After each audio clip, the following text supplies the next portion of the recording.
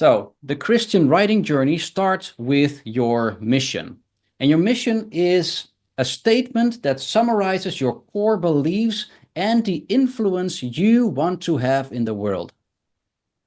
So, summarization of your core beliefs and the influence that you want to have in the world. Defining your mission is defining what you are all about. You're created for a purpose. Your desires and your interests reflect that purpose. And the longer you are in Christ, the more your mission becomes your motivation for everything you do. The closer you grow to Christ, the more whatever you want to do, whatever you're interested in, becomes part of your mission. So for everything you do, your mission becomes important. For every idea you develop, every conversation you have, and every book that you write. And I believe this is key. I believe actually this is the key difference between Christian nonfiction and secular nonfiction.